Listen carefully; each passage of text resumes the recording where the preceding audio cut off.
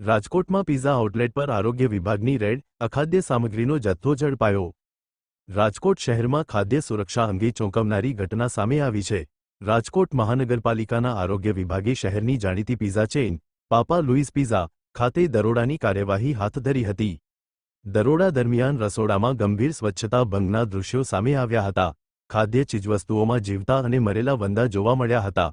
ઉપરાંત અખાદ્ય અને બિન હાઇજેનિક પરિસ્થિતિમાં ખાદ્ય પદાર્થોનો સંગ્રહ કરવામાં આવતો હોવાનું પણ સામે આવ્યું હતું।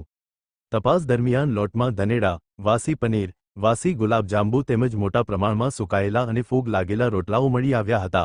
આરોગ્ય વિભાગે સ્થળ પરથી જરૂરી નમૂનાઓ એકત્રિત કરી વધુ તપાસ શરૂ કરી છે। ઉલ્લેખનીય છે કે રાજકોટ મનપાના મેયર નેહલ શુક્લા અને મ્યુનિસિપલ કમિશનરે તાજેતરમાં મલ્ટીનેશનલ ફૂડ બ્રાન્ડ્સમાં પણ કડક ચેકિંગ હાથ ધરવાની જાહેરાત કરી હતી। તે અનુસંધાને આ કાર્યવાહી કરવામાં આવી હોવાનું જાણવા મળે છે। આ ઘટનાએ શહેરના ફૂડ લવર્સ અને ગ્રાહકોમાં ચિંતા ફેલાવી છે। આરોગ્ય વિભાગે નાગરિકોને બહારનું ખાવાનું લેતી વખતે સ્વચ્છતા અને ગુણવત્તા અંગે સતર્ક રહેવાની અપીલ કરી છે। અહેવાલ સંજય પોપટ।